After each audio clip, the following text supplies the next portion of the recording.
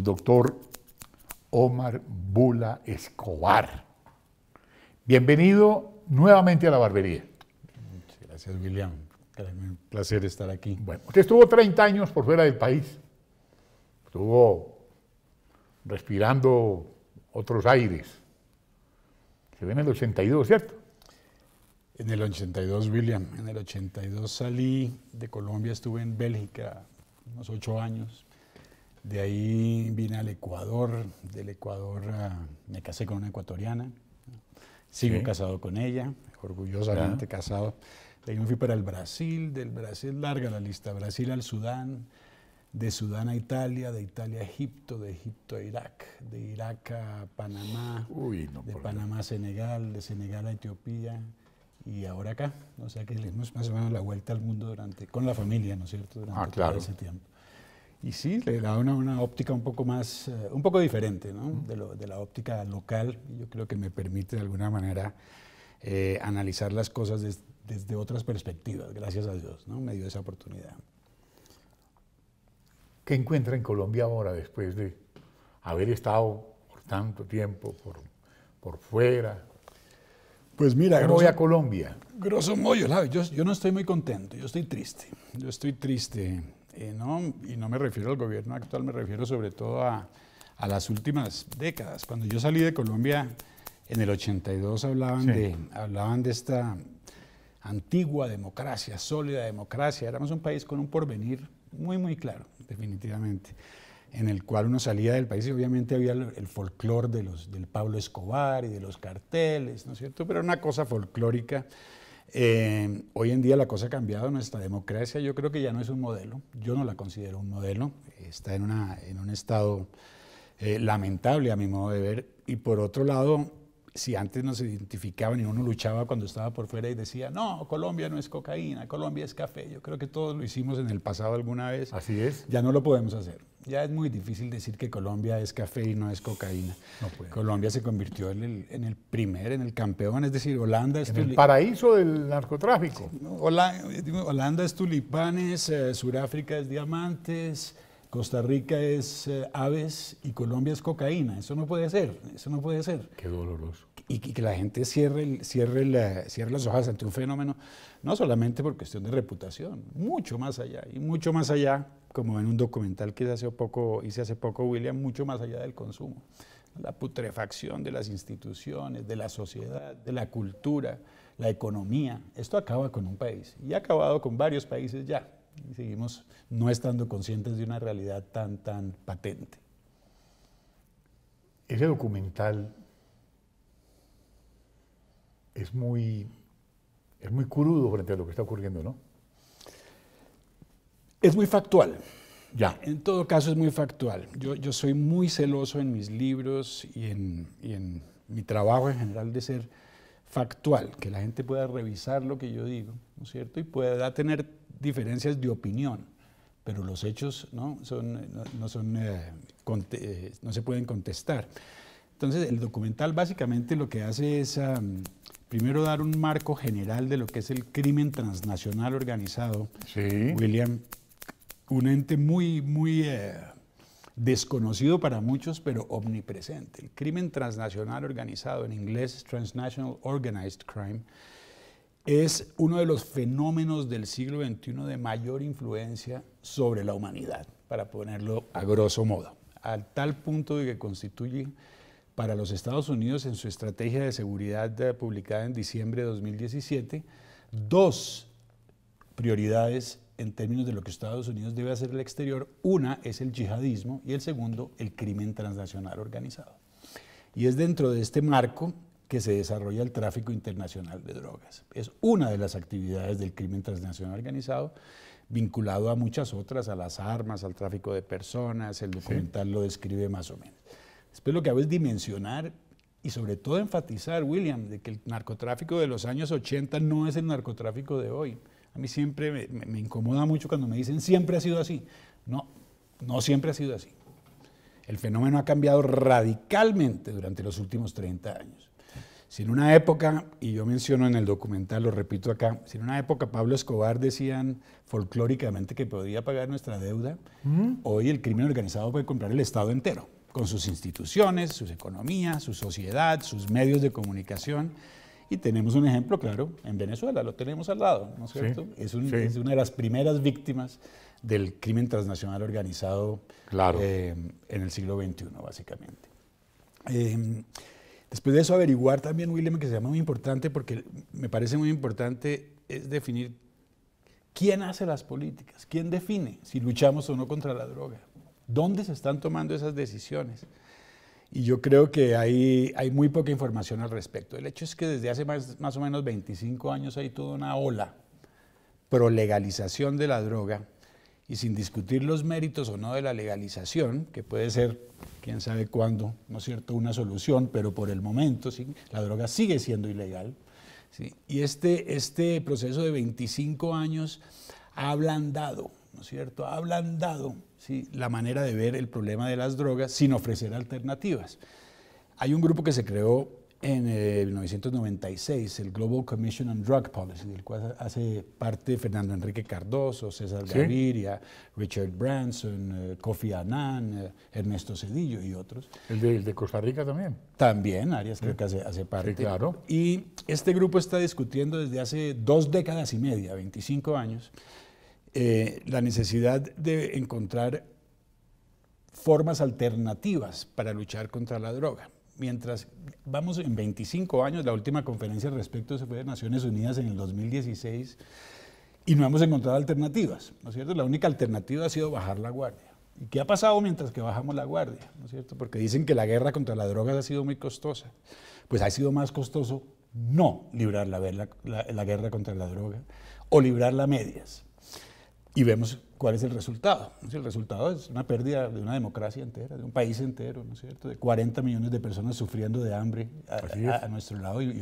La democracia ha perdido mucho con el narcotráfico y yo creo que es una especie de monstruo que queremos, que lo metemos en un closet y no lo queremos mirar y no lo queremos afrontar, de una manera u otra, ¿no? Porque hay acercamientos prohibitivos.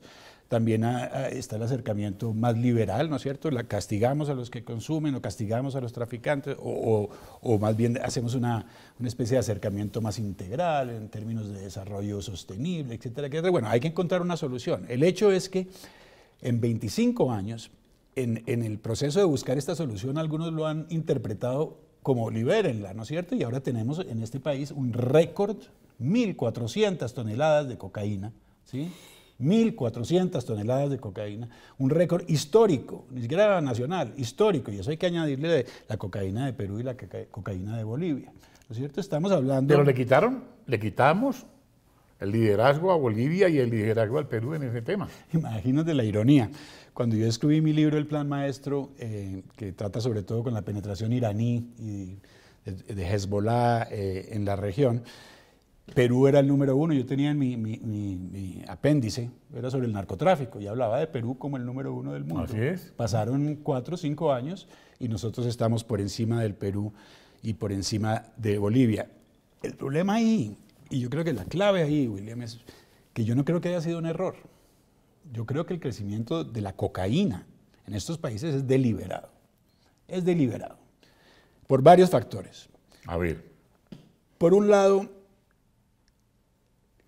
el castrismo, Foro de Sao Paulo, socialismo del siglo XXI, chavismo, como lo quieran llamar, básicamente adoptó la filosofía castrista en el sentido de que la droga era un arma revolucionaria, claro, contra los Estados combustible Unidos. Voilà, sí. Para la guerra. Combustible para la guerra y una manera de penetrar las entrañas de la sociedad americana y poderirla, ¿no es cierto? Esa era la filosofía castrista. Ya. Con base en esta filosofía, pues vemos a Ecuador, que se convierte en 20 años atrás no era un país que exportaba cocaína, hoy es una potencia exportadora de cocaína. Venezuela, pues no me toca hablar mucho. No, pues por Dios. Es el narcoestado, ¿no es cierto? ¿Narcoestado? Es un narcoestado arquetípico, básicamente. Y muchos países de la región, el Caribe está invadido, América Latina está invadida de droga. Eso por un lado. Y por otro lado, hay también un negocio detrás de la droga. No el negocio del narcotráfico de la droga cuando es ilegal. Está el negocio de la droga legal, en el momento de que eventualmente haya una legalización.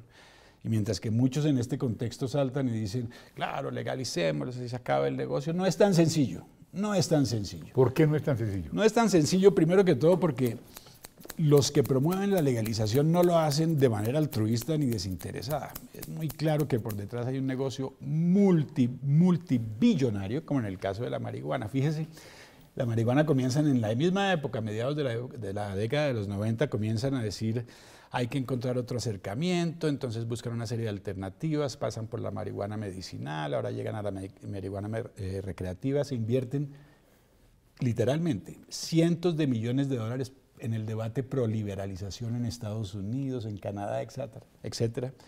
De pronto, ¿qué pasa? Fíjese este año, es que es muy coincidente, este mismo año legalizan la marihuana en Canadá, recreativa inclusive, ¿no es cierto? Se dispara el mercado de la marihuana a un mercado que en el 2025 va a tener un costo de, escúcheme bien, 146.000 millones de dólares, ¿cierto? Dios. Si ese es el de la marihuana, William, usted no se puede imaginar cuál será el de la cocaína. Pero por Dios. Entonces hay un problema de tiempo. Entonces digamos, por eso digo yo que el debate no es legalizar o no legalizar, ¿no? Es que si fuese la legalización, ¿no es cierto?, para poder controlar y que el Estado pueda inclusive devengar impuestos, etcétera, etcétera. Hay toda una filosofía detrás. Mientras que eso ocurre, América Latina se va a ahogar en cocaína, ¿no es cierto? Que los primeros que tienen que legalizarla son los mayores consumidores, ¿no es cierto? Mientras tanto, nosotros hemos creado en esa especie de laxismo, diciendo encontremos alternativas, como la sustitución de cultivos, que por favor es la utopía número uno de la lucha contra la droga, que es lo que está. Y sí, todo este discurso es el mismo discurso que se encuentra en estos think tanks, entonces centros de pensamiento internacionales que defienden lo de la droga, a los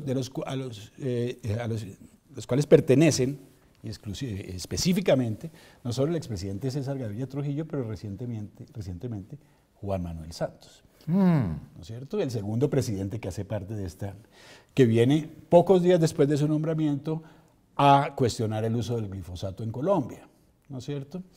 Desafortunadamente, Juan Manuel Santos, en ese grupo, sí, que depende de un personaje muy conocido y que la gente tal vez lo ve como demasiado estratosférico, a pesar de que es muy de carne y hueso y tiene una chequera y un banco y una casa como todos nosotros. Ese grupo depende de una persona que se llama George Soros, que es la persona que ha empujado la agenda pro liberalización desde hace 25 años. Y ese grupo de George Soros depende de otro que se llama el International Crisis Group. Y esto es lo más importante, William. El International Crisis Group está fundado en Bruselas y es el brazo derecho de George Soros. En todo lo que tiene que ver con la legalización de la droga, respaldo al acuerdo de paz, todas las políticas de género, la migración, muchos temas. Pero, ¿qué es curioso aquí? Que en el momento en que el actual presidente Iván Duque, a pesar de haber sido un gran luchador contra el acuerdo de paz y contra la JEP durante 4 años, porque ¿no? Era un héroe en las tarimas diciendo que iba a acabar con esto. Hay que verlo hablar de la JEP, ¿no es cierto? Esto es un arma maléfica del narcotráfico. De pronto objetó seis artículos de manera cosmética y ya se los bajaron, obviamente. El hecho es que toma posesión y lo primero que hace es viajar a Bruselas, donde respalda el acuerdo de paz intacto ante la Unión Europea, ¿no es cierto?, que sabemos que hace parte del brazo globalista pro Soros internacional, ¿sí? Pero peor, eso no importa, un presidente tiene todo el derecho de ir a respaldar un acuerdo delante de una organización internacional o dentro de otro país o otra nación. No, de ahí pasa al International Crisis Group a anunciar formalmente su respaldo al acuerdo de paz. Eso es un respaldo directo a esa política que hay por detrás de George Soros en este país. George Soros está en este país muy presente, no es ningún mito.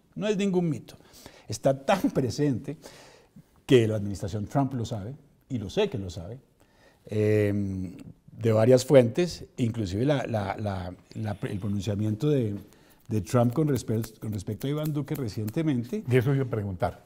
Sí, eso no fue un pronunciamiento, mire, está entrando mucha droga, esto es un análisis. Trump tiene un equipo un equipo Él no va a decir eso así por ahí, así por decirlo. No, es verdad que Trump tiene sus cosas que se le salen de vez en cuando y eso hace que Trump sea Trump. No hay nada que hacer. Pero esto no fue así nomás. Esto tiene que haber habido un análisis muy claro sobre todo de la voluntad política. De la voluntad política de implementar una política antidroga efectiva desde el punto de vista punitivo, ¿no es cierto? Y yo creo que no se la ve, no se la ve. Es el caso, Venezuela sigue viviendo de nuestra droga, el caso venezolano, ¿sí? Somos nosotros, la materia prima, ¿no es cierto? Mío. Somos la materia prima de droga del Ecuador, somos la materia prima de droga que sale por el Brasil, que sale por el Caribe, que inunda Centroamérica, que pasa que llega a Australia a 300 gramos. Entonces, ¿qué estamos haciendo para eso? Para evitar eso. Es que nadie ha visto el tamaño de este monstruo. 330 gramos, un gramo de cocaína en Kuwait. 300 dólares, un gramo de cocaína en Kuwait. $300 en Australia. ¿Y qué pasa? Han encontrado ahora, William, como le digo yo, por haber estado por fuera tanto tiempo, veo las cosas con cierta amplitud global. Obviamente. ¿Sí? Encontraron 15 toneladas de cocaína pasando por Bangladesh hacia la India. También llega al mercado chino, está todo el sureste asiático que está subiendo en calidad de vida y las élites están empezando a consumirlo. En otras palabras, este mercado está casi virgen. Solamente hemos inundado las Américas y Europa, que está inundada de cocaína también. Nunca en la historia de la humanidad ha habido tanta cocaína en el mercado. Y ese cuento del consumo y la demanda es uno de los cuentos más desuetos y obsoletos que existe, ¿no es cierto? El mercado de la cocaína es un mercado global. El segundo consumidor del mundo es Brasil, ¿no es cierto? Ya no es Europa. Lo consumen en muchísimos países, inclusive africanos. África está inundada de droga latinoamericana. Nosotros somos un foco infeccioso y en el proceso nos estamos matando a nosotros mismos. Por Dios bendito. Desafortunadamente. Entonces, ¿cómo vamos a parar eso? ¿Qué vamos a hacer? Pues a mí me parece que todo comienza con la información y usted lo sabe mejor que nadie, William. Tenemos que informar a la gente y la gente tiene que saber que cuando se opina sobre la JEP, sobre las mingas indígenas, sobre los estudiantes que salen a las calles, sobre todas esas cosas... Pero las mingas indígenas, ¿qué son? Ellos allá lo que tienen es montar un negocio. Pues las mingas indígenas están en el sitio de donde crece la coca en Colombia. Es que no hay que ser un genio... Como lo hablábamos aquí antes de esta barbería con el maestro Plinio Apuleyo. En Petit Comité se discutía el tema del sur del país. El sur del país no nos pertenece ya, le pertenece a otras posiciones frente al país, frente a la democracia, frente a la economía. Totalmente. Cuando uno ve, y en ese documental, quien tenga la oportunidad de ver lo que se llama La droga no crece sola. La droga no crece sola. La droga no crece sola, sí. Básicamente la droga se planta y se planta con un propósito, ¿no es cierto? Ah, claro. Cuando ven los flujos de cocaína que salen de la costa ecuatoriana, de Tumaco, de Buenaventura, es una cosa impresionante. Yo estuve allá personalmente, me fui hasta Limones y a San Lorenzo, donde puso Guacho la bomba. Es un modus vivendi la cocaína. Los jóvenes hacen viajes de $60.000 a Costa Rica, regresan, coroné, eso es permanente. La juventud, el joven que estaba vendiendo algo en la calle el día siguiente está con una casa, 3 carros, al cuarto día está muerto. ¿No es cierto? Es una lógica, es dantesco lo que hay en Buenaventura y en Tumaco y en esa costa. Es dantesco. Ahora sí, no, y obviamente Nariño. Nariño es el primer productor de coca. Alguien me va a tener que explicar qué es lo que no entienden, sinceramente.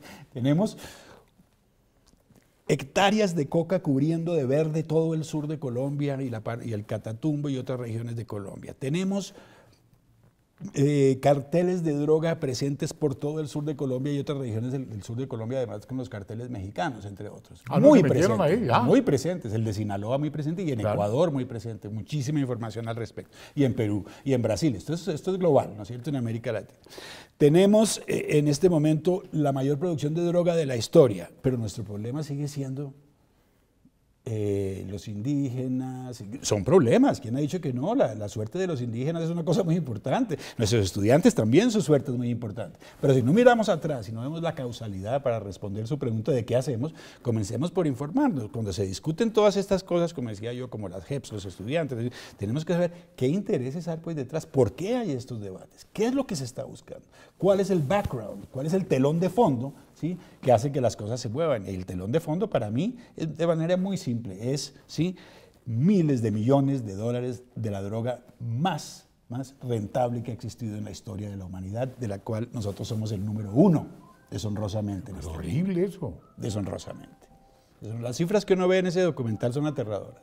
Son aterradoras. Y yo hice un cálculo, William, digamos que 1.400 llegamos ahora, ¿no es cierto? 1.400 toneladas. Dividámoslo a la mitad, 750. Y multiplíquelo por los 10 años de Juan Manuel Santos más un año de Duque, los 9 años en total, 8 de Santos.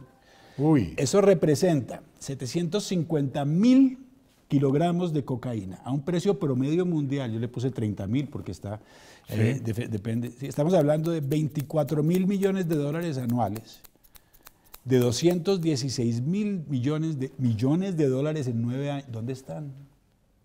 ¿Dónde está esa plata? ¿Y dónde está la plata de las hectáreas que están plantadas ahora? Es como si fuera un mundo aparte, ¿no es cierto? Dejemos que eso exista y aquí defendámonos nosotros en todos los otros aspectos de la vida cotidiana, ¿no es cierto? No, esto es claro que hay un vínculo, todo lo que está pasando en este país tiene que ver con eso, ¿no es cierto? Es claro que somos el número 1, es claro que estamos invadidos y es claro que no hay... El Catatumbo ya no nos pertenece. Para nada, en absoluto. La costa pacífica, perdida. Totalmente. El sur del país, perdido. Totalmente. ¿Y a las manos de quién? De la industria de la droga. De la industria de la droga. Es un hecho. Esa es la nueva economía. Si nadie sale a marchar contra la droga, usted se ha dado cuenta. Nadie. Nadie. Oiga, qué bien. Nadie sale a marchar contra la droga, ¿no es cierto? Si yo estuviera en Sierra Leona y tuviera ébola, como jefe de Estado, mi prioridad sería acabar con el ébola. Aquí la prioridad del jefe de Estado es todas menos acabar con la droga. ¿Dónde está la voluntad política? A mí no me extraña para nada que Donald Trump se refiera a esto. Que no ha hecho nada, es que no ha hecho nada. Es que estamos exactamente igual que en el gobierno de Juan Manuel Santos. Todo es igual, perdón, saco aquí en las manos. El acuerdo de paz intacto, la JEP intacta, ahora sabemos que está intacta. La impunidad generada por Santos, intacta. El narcotráfico que creció con Santos, intacto y creciendo. Aquí no ha cambiado nada, absolutamente nada. Iván Duque es la continuidad y que alguien me niegue lo que acabo de decir. No está intacta el acuerdo de paz, no está intacta la JEP, no está creciendo la droga, no siguen impunes los criminales. El que me niegue eso, nos ponemos a discutir. Para mí, factualmente, yo soy un hombre de resultados, porque soy administrador al fin y al cabo, ¿no es cierto? Sí. Factualmente, no ha pasado nada. Es peor aún. Lo que está pasando con este gobierno es que le está dando terreno para que estas cosas ocurran. Si uno les da terreno, pues la gente coge el terreno, ¿no es cierto? Y entre uno le da la mano y se cogen el brazo, sabiendo sobre todo cuando se trata del narcosocialismo, ¿no es cierto? Esa campaña no acabó porque eligieron a Duque. Ellos tienen un programa de largo plazo y de años adelante. Es obvio. ¿No es cierto? Y eso lo van a cumplir, y lo están cumpliendo. Y más fácil será cumplirlo si tenemos un presidente blando, tibio, sin autoridad, sin ningún tipo de autoridad. Lo que acaba de hacer es ceder. Hoy estaba escuchando, de pura casualidad, porque pasé el canal a los líderes indígenas y decían, es que 860.000 millones de pesos les preguntan, ¿y es suficiente? No, pero hay 860.000 millones y usted no se ha dado cuenta de la cantidad de gente que necesita atenciones. ¿Y la Guajira? ¿Qué hacemos con la Guajira? Los niños muriendo, no tienen cómo salir los guajiros no tienen cómo salir a hacer huelgas porque no se pueden mover. ¿Es cierto? ¿No es cierto? Y porque no hay droga, porque en la Guajira no hay coca. Pero es tan difícil poner estos rompecabezas juntos. A mí se me hace que es una cosa elemental. Yo estoy muy decepcionado con este gobierno, lo digo. Siento que Iván Duque me traicionó. A mí, mi voto fue una traición.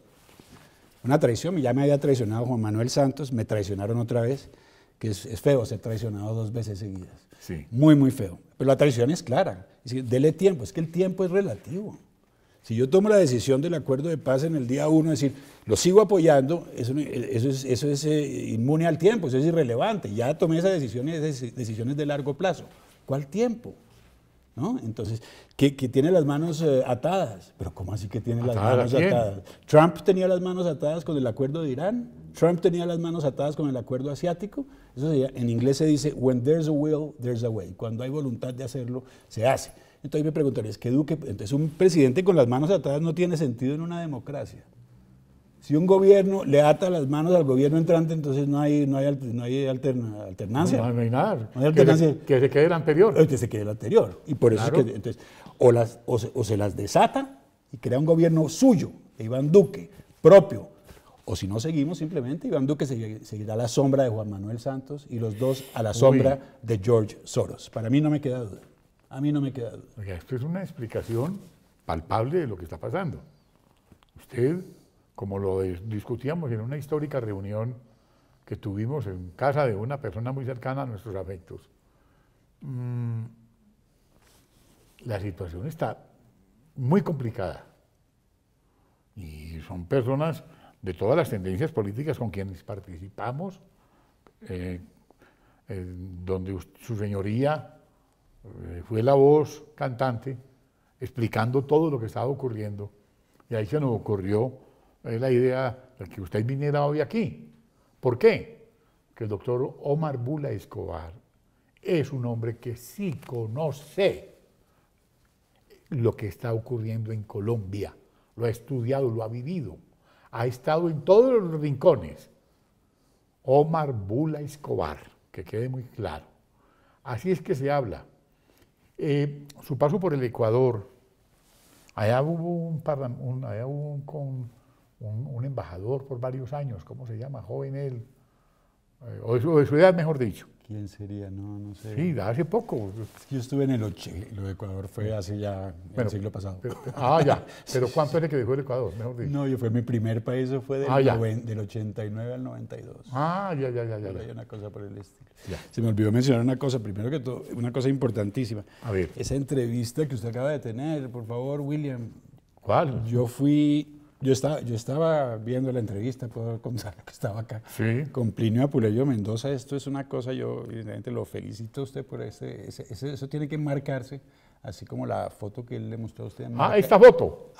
Como la foto que tenemos Esa aquí, foto, que fue un día aquí, antes, esta foto fue un día antes del asesinato del caudillo. Impresionante. Vemos acá, están el 8 de abril, mencionó. Sí, el 8 de abril. Este programa que usted hizo con Plinio es de guardar en una cajita, ¿no es cierto? Sí. Porque yo creo que es un programa histórico. El son 9 de cosas... abril, a un señor con semejantes memorias, yo creo que usted dio en el blanco, definitivamente. No, pero con usted vas también.